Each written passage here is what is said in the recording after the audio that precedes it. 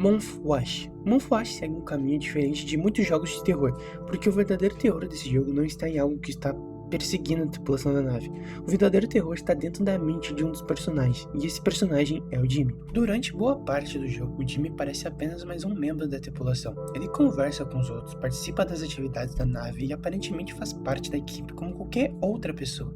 Nada nele parece estranho à primeira vista. Ele parece apenas mais um trabalhador, tentando fazer seu trabalho em uma viagem longa e isolada no espaço. Mas conforme a história avança, fica claro que algo dentro dele não está certo, porque pequenos detalhes começam a aparecer. A forma como ele reage a certas situações, a forma como ele olha para algumas pessoas da tripulação, os comentários que às vezes aparecem carregados de frustração.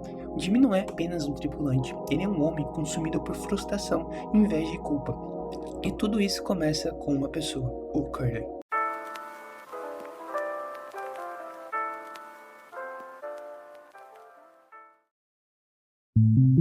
Opa, e aí? Eu sou o John, e voltando pro assunto, Curly é o capitão da nave. Ele é o líder da tripulação, a pessoa responsável por tomar as decisões importantes, alguém que os outros membros da equipe respeitam e confiam. Curly transmite segurança, ele parece algo que sabe o que está fazendo e por isso a tripulação naturalmente segue as ordens dele.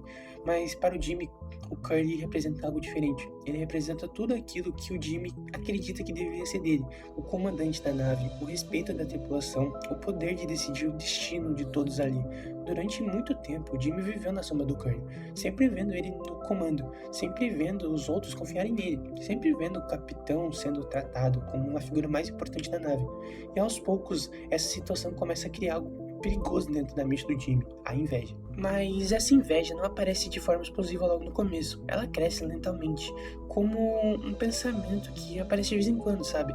Pequeno, quase insignificante. E se fosse eu, capitão, ou se o Curly não estivesse mais no comando? Essas ideias começam pequenas, mas quanto mais tempo passa dentro da mente do Jimmy, mais forte elas ficam, porque quando o pensamento desses começa a se repetir na mente de alguém, ele deixa de ser apenas uma imaginação. Ele começa a aparecer uma possibilidade, até que em algum momento esses pensamentos deixam de ser apenas imaginação. Eles se transformam em um plano. Jimmy começa a imaginar uma situação onde o Curly deixaria de ser capitão, uma situação onde aconteceria algo com ele, algo grave o suficiente para tirá-lo do controle da nave. E nesse momento o Jimmy poderia assumir o lugar dele, ser um novo líder, ser um novo capitão. Só que existe um detalhe importante aqui: o Jimmy não está pensando nas consequências, ele está apenas no resultado, o poder, o controle, a posição que ele acredita merecer. Ele começa a enxergar essa ideia como uma espécie de destino, como se aquilo fosse apenas uma correção de algo que ele acredita estar errado.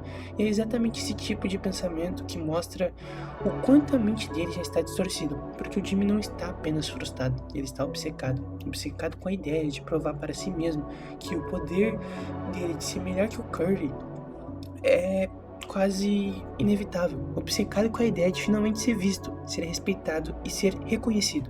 E então o plano finalmente acontece, mas quando as coisas realmente saem do controle, a realidade se torna muito pior do que o Jimmy imaginava. O Curly acaba ficando em estado terrível, ferido de forma brutal, incapaz de continuar sendo o líder da nave. E naquele momento, o Jimmy finalmente consegue aquilo que queria.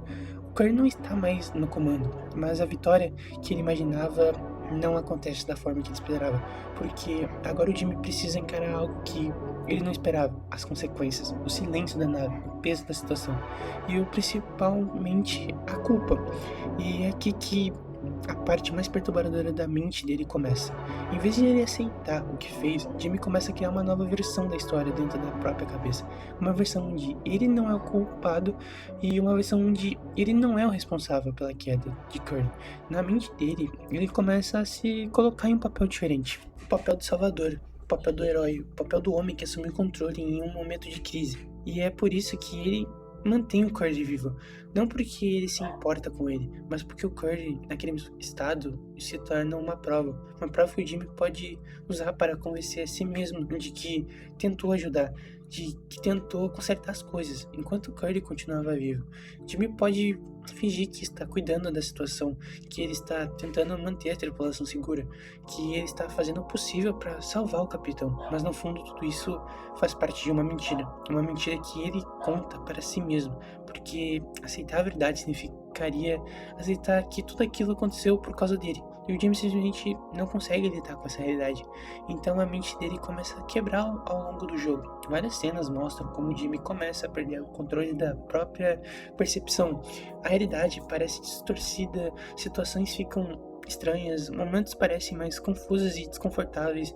E quanto mais o jogador avança na história, mais fica claro que estamos vendo o mundo através da mente de alguém que já não está bem.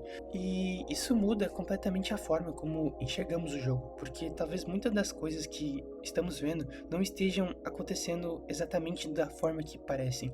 Talvez algumas situações estejam sendo distorcidas pela mente do Jimmy. Talvez ele esteja tentando reescrever a própria história.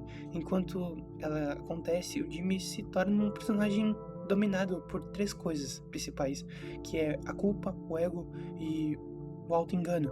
Ele quer acreditar que tudo o que aconteceu tem justificativa, que no fundo ele estava tentando fazer a coisa certa, mas quanto mais ele tenta convencer a si mesmo disso, mais a mente dele se afunda em um estado perturbador. É exatamente isso que torna Moonflash tão diferente de muitos jogos de terror. O jogo não está tentando assustar você com monstros, ele está mostrando algo muito mais desconfortável. A queda psicológica de uma pessoa, a história de um homem que queria poder, queria reconhecimento, queria ser o capitão, mas no final acabou se tornando um prisioneiro da própria mente, preso em um ciclo de culpa, negação e auto-engano. E talvez esse seja o verdadeiro terror de Moonflash. Não é o espaço, não é a nave, não é o silêncio ao redor, é perceber até onde a mente de uma pessoa pode ir quando ela tenta fugir da própria culpa.